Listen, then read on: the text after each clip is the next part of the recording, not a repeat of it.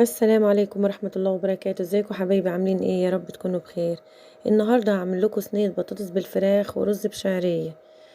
وزي ما انتم شايفين، الفراخ بتاعتنا اللي هنحضرها هنكون غسلينها ومقطعينها، وبعد ما نقعناها ونضفناها وغسلناها ونحضر البطاطس شرايح والطماطم المفرومة وبطاطس شرايح، بصل شرايح وفلفل شرايح وفلفل الأحمر ده فلفل حراق طبعا، والتوابل بتاعتنا كمون والفلفل والكزبرة والملح. التوابل دي كلها هنضيفها على الطماطم مباشرة. طبعا احنا هنظبط الملح والتوابل بتاعتنا مع الطماطم، وبندوق الملح وبنشوف الملح بتاعنا مظبوط. هنجيب الاول صينية. احنا طبعا هنعمل حراق وبارد عشان الاولاد واللي ما بيحبوش الشطة. اول صينية هنجيبها هنحط فيها حبة صلصة من اللي انا حطيت فيها التوابل بتاعتنا، وبعدين هنجيب شرايح من البصل وهنضيف فوق الطماطم مباشرة حبة شرايح من البصل اللي قطعناه زي ما انتم شايفين كده، وهنحط حبة من الفلفل الحراق. طبعا انا بعمل كده الصينية اللي هي الصينية الحراقة. وهناخد حبة برضو من الفلفل البارد وهنضيفها برضو عشان الطعم في الاول وفي الاخر تدي طعم جميل للبطاطس. هنبتدي ان احنا نرص البطاطس بتاعتنا شرايح زي ما انتم شايفينها، شرايح تخينة، وهنضيفها. هنغطي، نعمل طبقة كده من البطاطس. صينية البطاطس دي أذواق، في ناس بيحبوها حراقة وفي ناس بيحبوها باردة. وهنضيف الفراخ. طبعا احنا البطاطس، الناس اللي بتاكل البطاطس الحراقة نحط المنابات بتاعتها فوق البطاطس لأنها هتاخد من طعم الشطة.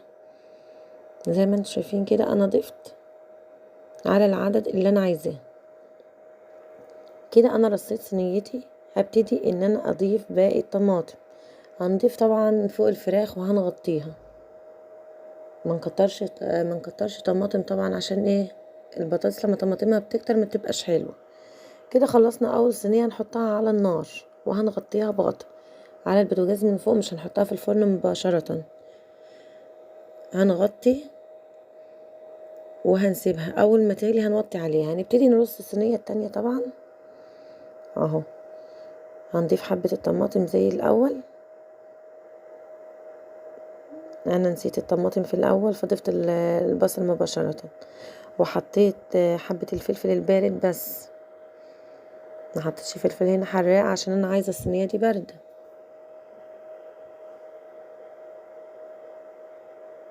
وهنرص البطاطس. مش مشكله انا نسيت احط الطماطم في الاول، مش مشكله احطها فوق. هي اول ما هتغلي الطماطم الميه اللي هتنزل من الفراخ والطماطم هينزلوا لتحت برضو. شايفين انا زي ما رصاها كده هترصوها. انا قبل كده كنت عامله فيديو قديم لصينيه البطاطس بس من غير فراخ. لو عايزين مثلا تعملوها جنب لحمه، جنب كفته مشويه، لو عايزين تعملوها كده برضو من غير اي حاجة مش مشكلة، بنعملها عادي كده من غير فراخ. طبعا انا رصيت الصينية بتاعتي وضفت الفراخ برضو من فوق خالص فوق البطاطس. طبعا كده احنا لسه مضفناش طماطم خالص. الطماطم هنضيفها. عايزين تضيفوها على الوش ماشي، عايزين تضيفوا حبة بسيطة تحت قبل ما ترصوا وحبة على الوش ماشي، مش هتفرق يعني، الاتنين واحد. بس انا بغطي الفراخ عشان كمان في الاخر بتاخد اللون الفراخ المشوية. اهو شايفين انا ضفت الطماطم على الوش كلها اهي، وزودت حبة عشان انا محطتش تحت، وهحطها على عين تانية. كده احنا حطينا الحراقة على عين والباردة على العين التانية. وبعد ما حسيت ان هي خلاص استوت ضفتها في الفرن. طبعا انا حضرت للرز، غسلت الرز بتاعي وحطيت السمنة تتقدح على النار. حطيت الحلة بتاعتي وحطيت فيها السمنة،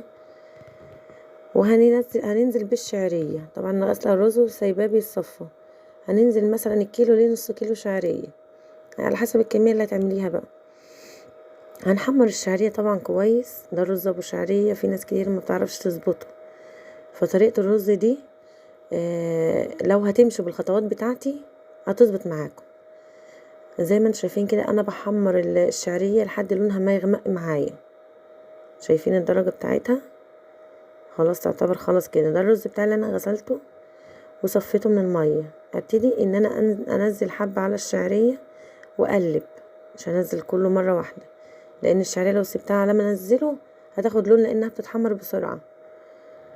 فطبعا انا هحمر الرز معاها عشان يهدي النار بتاعتها شوية، وهنزل بباقي الرز وهحمرها مع بعضها، هقلب مع بعضه. طبعا كده طول ما ضفنا الرز عليها مش هتاخد لون زي الاول. باقي الرز نزلناه وهنحمره كله مع بعضه، هناخد تشويحة مع بعضنا والرز مع الشعرية تاني،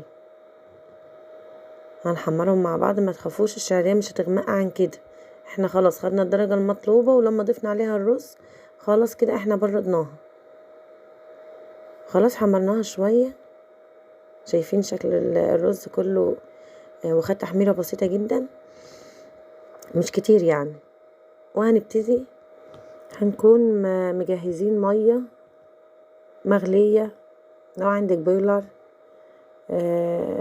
نسيب المية تغلي فيه، مفيش ناخد مية ونغليها على البوتاجاز على جنب كده واحنا بنحمر. طبعا بعد ما حمرناها شفتوها اتحمرت ازاي، هنضيف لها اهو. شوفوا انا الكاتل بتاعي اهو نزلت بالمية المغلية على الرز. انا بزود كمية المية وبغطي، بقلب كده كويس، بغطي بالمية. لازم المية تكون فوق الرز بحوالي سنتي، انا كده محتاجة حبة مية تاني، يعني كده لازم نضيف حبة مية تانية. وهنبتدي اهو شوفوا نزلت بحبة المية التانية اهي. لازم نغطي الرز زي كده، وهقول لكم طريقة التسوية. طبعا كل ده انا معلية النار، اول ما بنزل المية المغلية، ما بنزل بالمية المغلية ببتدي ان انا اوطي النار تحتها. ده بقى السر بقى في طعم الرز. مرقة الدجاج دي طبعا انا عاملاها بمية من الحنفية، مية مغلية من الحنفية، ما ضفتش كده غير طبعا ما فيش شوربة هنا في الوصفة بتاعتنا لان عملنا الفراخ في البطاطس. فحوالي 4 مكعبات لكيلو للرز ونص الشعرية، 4 مكعبات من مرقة الدجاج الفاين فودز، ومعلقة ملح، لان طبعا الفاين فودز مش هيظبط معايا الملح. طبعا انا بزود الملح، احنا بندوق وبنظبط الملح بتاعنا. ضفنا مرقة الدجاج ال4 مكعبات وضفنا الملح، وهندوق الطعم. لازم الملح يكون زايد حبة، احنا بندوق ما تخافوش مش هيبقى ملح منكم. وهتغطوا وتوطوا النار على اقل درجة عندكم في البوتاجاز واقل عين. دي طبعا شكل الفراخ بتاعتي وهي في الفرن. انا كده اطمنت ان هي استوت وشغلت عليها الشواية. وبعد ما شغلت عليها الشواية دي شكلها زي ما انتم شايفين. هنطمن على الرز بتاعنا. خلاص احنا كده شكل الرز بتاعي استوى. انتوا ماطين على النار خالص، وانتوا شفتوا المية ما تزودوش مية عن كده، انتوا توطوا النار وتسيبوها لو حتى ساعة مش مشكلة. الرز بتاعي يستوى وهيبقى جميل جدا، اطعم رز هتاكلوه. وكده بنقلب بعد طبعا ما طفينا على النار، بنقلب الرز اللي فوق تحت واللي تحت فوق كده عشان ما يبقاش تحت طيب وفوق هيبقى ني. فبنقلب الكل مع بعضه وهنغطي الحلة بتاعتنا اهو زي ما انتوا شايفين كده. انا عملت ايه، غطي بقى الحلة وهنسيبه حوالي 10 دقايق لما نجهز اكلنا. طبعا الفراخ زي ما انتوا شايفين انا طلعتها من الفرن، شوفوا شكلها يجنن، والبطاطس ما شاء الله حاجة ايه من الاخر. وخلاص كده احنا جهزنا الفراخ بتاعتنا خلصت، وادي الرز بتاعنا والبطاطس والفراخ كل حاجة غرفناها، وبألف هنا على صحتكم.